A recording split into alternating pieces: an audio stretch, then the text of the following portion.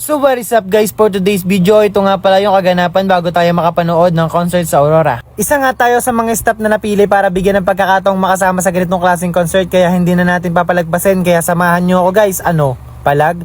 Syempre palag. Bago nga pala tayo magpatuloy sa biyahe, nag-stop over nga pala tayo para mag-almusal. At sa hindi inaasahang pangyayari, ito yung nangyari. Ano? Okay, so mga nakchip, meron tayong concert. Siyempre, hindi kayo makakapag-work. Sweldo nyo today. Parang nag-straight.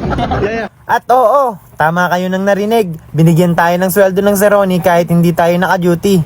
Thank you po. Ano sabi mo boss kay Sir Ronnie? Maraming salamat sa kanyang pasabi. Maraming salamat. Ako din. Kabas. Sa 2 days na sahod. 2 days. Sir, maraming salamat po sa inyo. Malaking bagay na po sa amin. Mabibili na po ang pangarap namin. Bahay. Mga anak, nasa sa inyo kung nasa sa inyo yan o hindi. Kasi lahat naman ng gastos pagdating doon, ako bahala sa inyo. Pero kung may maibigay kayo, ano naman gusto nyo? Pwede kayong bumili para at least may hawak kayo pera. Pero kung hindi kayo gastos, hindi kayo yan. At sa aming pag-aantay, dumating na nga yung pagkain namin. Kain po. At pagtapos nga namin kumain, pumunta na kami sa aming service van para magkulitan. Syempre, yung mga ganitong bagay hindi na talaga mawawala kasi nakaset na talaga to sa amin kapag magkakasama kami. Ano, palag?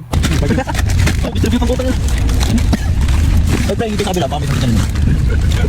yun guys, stop over mo tayo. Pag namin stop. Titigil.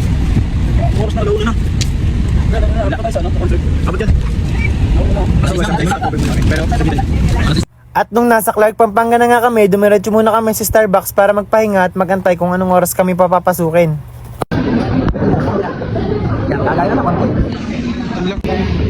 Ano iyo boy? Ano iyo?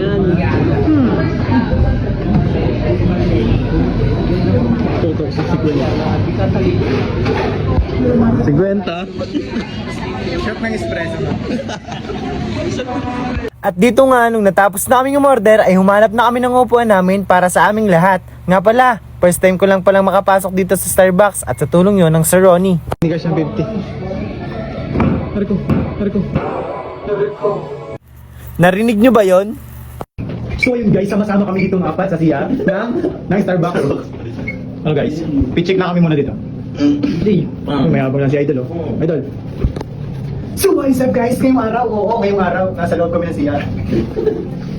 Kaya ugaliin nating magpasalamat palagi sa mga taong hindi nagsasawang tulungan tayo nang walang kahit anong hinihinging kapalit sa atin.